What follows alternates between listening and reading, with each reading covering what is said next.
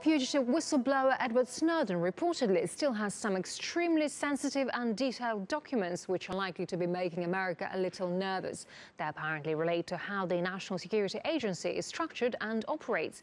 That's what Guardian journalist Glenn Greenwald, who's been breaking the news from the CIA leaker, says.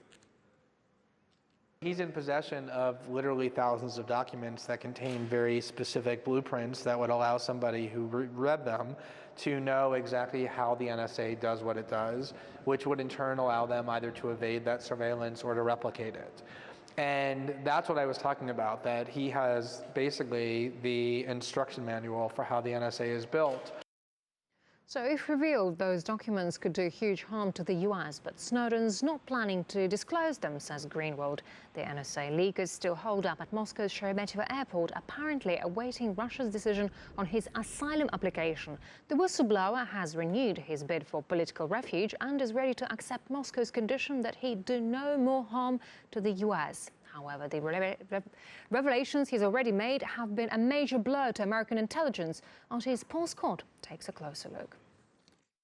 Well, not only are civilians from all over the world being monitored, but so are governments that are closely allied to the United States. According to newspaper reports, 38 separate missions and embassies have been surveilled.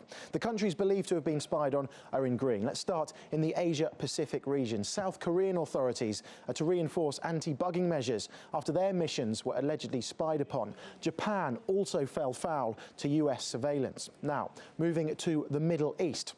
Iran's nuclear facilities, of course, a long-time cause of contention, were apparently targeted by a computer virus co-created by the US and Israel.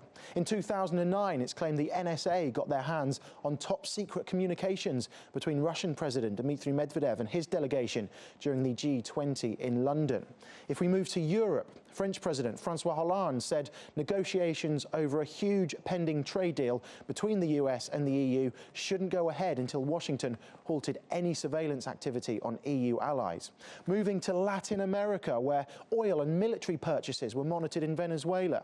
There were also telephone and email intercepts in Colombia, a close military ally of Washington, while Brazil has expressed its deep concern about revelations that its citizens were spied on in an industrial scale. Now, these are just some examples of the 38 countries, missions and embassies the US are thought to have spied on, and many of these nations, remember, are friendly to Washington. One such country is Germany, which was particularly stung by Snowden's revelations.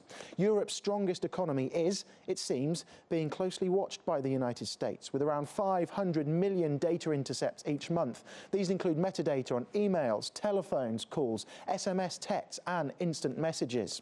Meanwhile, in China, of course, the country that allowed Snowden to slip through the net when he fled Hong Kong, leaks reveal that of every Chinese computer that is hacked, 33% of these attacks originate from an American IP address. And it's not just civilians being monitored. Hospitals and universities are also being targeted.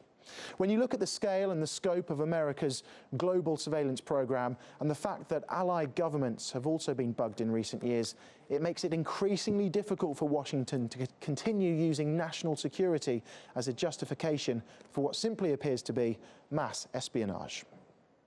And in Germany, the words United Stasi of America appeared on the walls of the US Embassy on Sunday, comparing Washington's spying tactics to East Germany's infamous intelligence service. The stunt was carried out by activist group Anonymous just a week after a similar action by the online activist Kim.com.